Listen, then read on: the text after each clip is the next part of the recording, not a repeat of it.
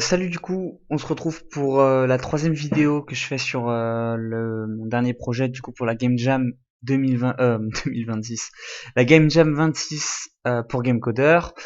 Alors, je vais vous dire un petit peu mon avancement. Il y a énormément de choses qui ont été faites parce que hier je voulais faire une petite vidéo justement pour expliquer là où j'en étais, mais visiblement le logiciel avec lequel je record là à PowerSoft était cassé. Bref, trêve de bavardage. Qu'est-ce que j'ai fait? J'ai fait énormément de choses.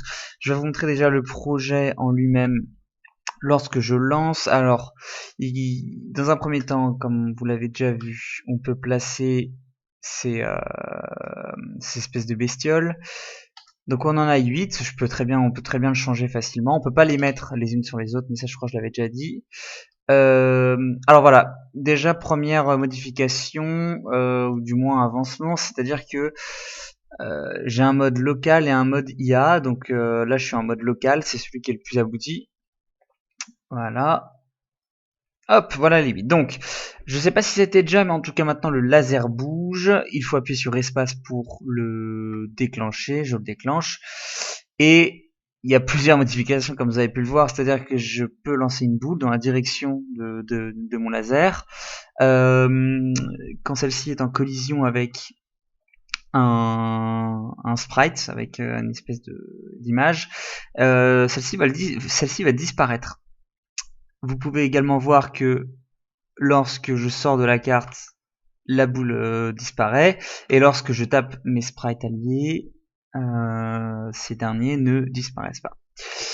Voilà pour ça. Vous voyez également qu'il y a un effet d'explosion si j'arrive à toucher quelque chose. J'y arrive pas. Hop, voilà, il y a un effet d'explosion qui est plutôt sympa.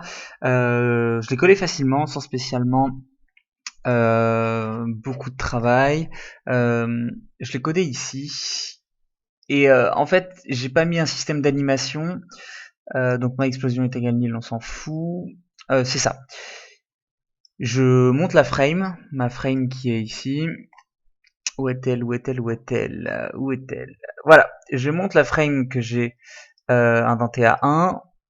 Et dans la mesure où je veux pas que cette action se répète, j'ai pas fait de table pour les frames, etc. Non, je suis allé au plus simple. Donc, mon explosion, elle est à 1. Je l'augmente jusqu'à 32, il me semble. Enfin bref, jusqu'au nombre d'animations qu'il y a dans ma liste de quad.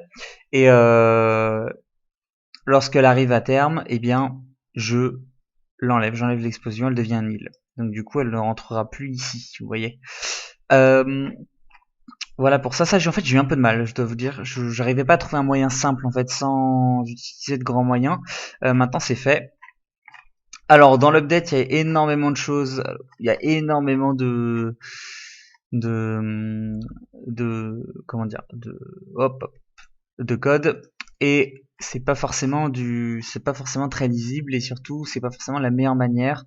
Mais comme je vous dis, moi, à chaque fois dans mes projets, enfin, comme je vous dis, sans doute pas dit, mais que ce soit dans Laser Ball ou celui-ci, je me perds au bout d'un moment. C'est-à-dire que je me fais un peu dominer par le code. J'arrive pas à garder, je sais pas, j'arrive pas à garder une manière efficace de coder. Là, je code un petit peu au tour à tour. Dès que j'ai une idée, hop, je le rajoute. Voilà, donc vous voyez que du coup, ça fait des choses comme celle-ci.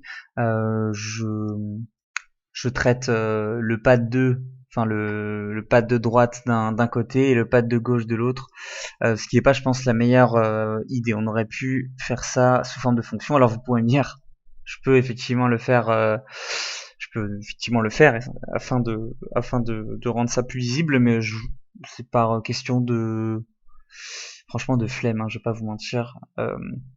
Mais je ferai mieux la prochaine fois parce que voilà, j'en tire des leçons à chaque fois de ces jams. Déjà, je galère beaucoup moins pour ce projet qui me semble plus dur que le premier. Après, il y a forcément l'enseignement que j'ai pu avoir grâce à la formation, qui fait que soit c'est à peu près tout. Donc là, je me colle sur un mode IA. Le mode IA qui, il faut que je le change manuellement pour le moment, mais ce sera changé par la suite. Hop, ah oui, il faut que je place mes. Donc vous voyez, le mode IA, ça place directement mes sprites. Hop, Et une fois que ces derniers sont placés, ah ouais, ça c'est un problème. J'ai pas voulu tirer. Voilà, le mode IA qui regarde, qui cherche, qui flaire une cible, mais il n'arrive pas encore à tirer. J'ai une petite idée de pourquoi. Faut que je modifie. En fait, je sais pas si ça va être bien expliqué. Où est-ce que c'est? Où est-ce que c'est? Mode IA. Donc là on est dans le mode IA. En fait, ce code-là, cette fonction, fait en sorte que on, il tire, il fait ressortir une position aléatoire. Oh, ça va pas être bien expliqué, mais le laser va viser une position en fait qui est proche d'une des cibles, de l'une des 8 cibles, et il va s'arrêter. Donc en fait, il va ressortir un X et un Y qui est dirigé par un random. En fait, c'est mieux de le montrer, c'est un peu bête ce que je fais. Qui est dirigé par un random, celui-ci.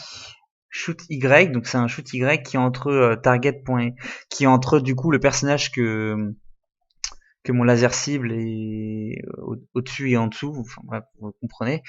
Je sais pas si c'est clair. Mais du coup, en fait, à chaque passage, il en sort un nouveau. Donc, du coup, pour que mon laser soit calé avec le passage, c'est impossible. En fait, il faut juste que je change ça. Il faut que j'en sorte un et un seul. On va voir comment je vais me débrouiller. Voilà, ça pourrait être tout. Une vidéo plus longue, c'est un peu chiant. Euh, et du coup, je vous souhaite une bonne journée. Salut, merci d'avoir regardé. Ciao, ciao.